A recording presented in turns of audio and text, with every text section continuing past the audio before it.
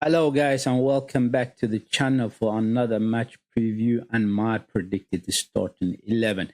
This one is between Liverpool and Arsenal. Arsenal has traveled all the way to Liverpool to play at Anfield this Sunday, 4:30 kickoff UK time.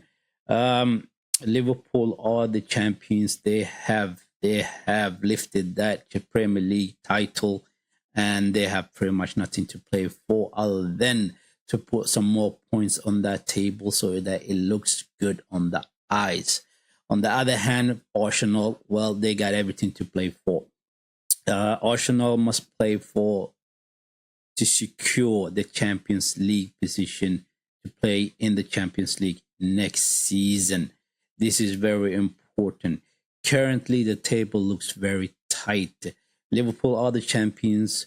This doesn't concern them. However, we do have four teams there: Arsenal, Man City, Newcastle, and Chelsea. Currently, Arsenal are on 67 points. Just behind them is Man City with 64 points. And after that are Newcastle and Chelsea with 63 points each. We are literally 3 points away from Man City and 4 points away from Newcastle and Chelsea. Um, this could be very interesting, and if we are not careful, we may not have Champions League to play next season. Um, Simply look at this way, right?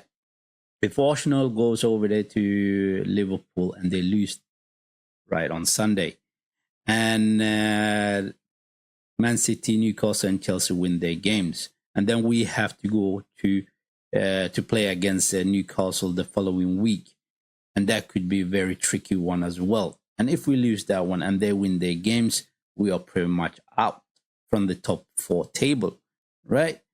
That is the current situation. That is the current situation. So therefore, Arsenal has to play and win and get a result at Anfield and go to Newcastle and get a result there as well, and make sure that we actually cement our Champions League position in that top four uh, table. Um, Liverpool, like I said, they are the champions. They don't have to stress about this. But what they can do is pretty much just stick the knife in us and humiliate us, and and help other teams to take those positions away from us.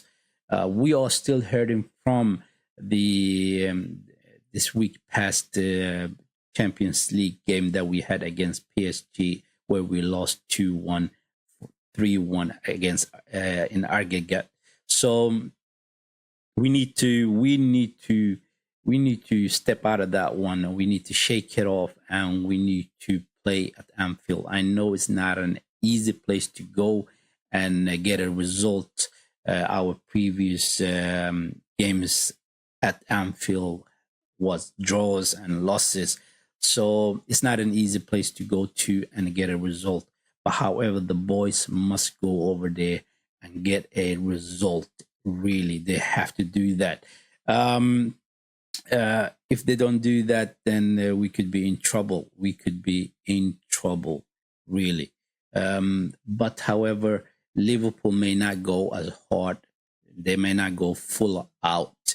So therefore, there could be a advantage for us, and that could mean that we can win this one and take the points away from Liverpool and go to Newcastle with a win. But that is the current situation. That is the current situation. And let me give you my predicted starting 11 for this one.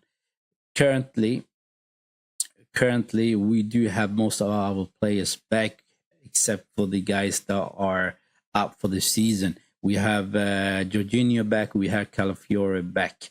I would start with David Raya in goal, and I would play Ben White as right back, William Saliba and Kivio in that central defense, and Lewis Kelly must keep his place. The youngster has been doing great for us. Those are my defenders.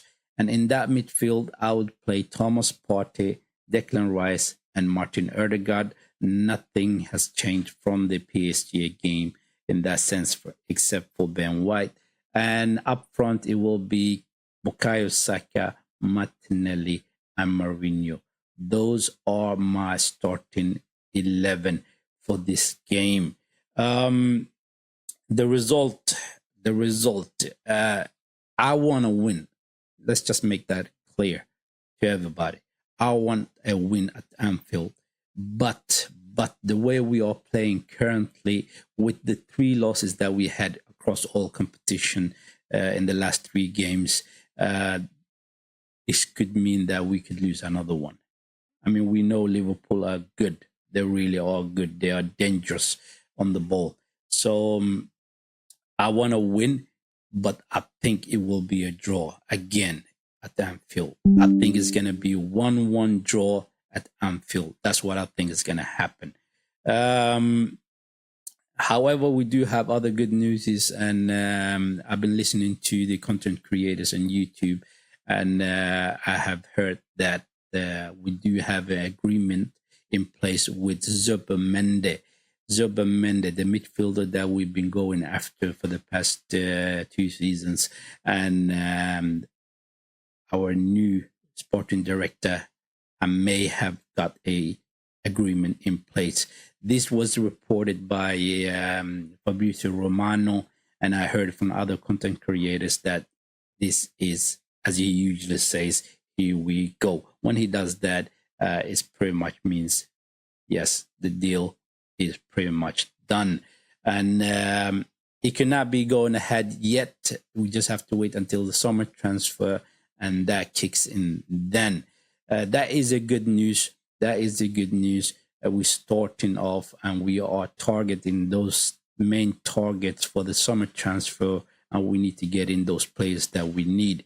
If we do get in Zubimendi in, that is one position done, and we need to go out there and get a couple more players. We definitely need a striker. We need to go get that.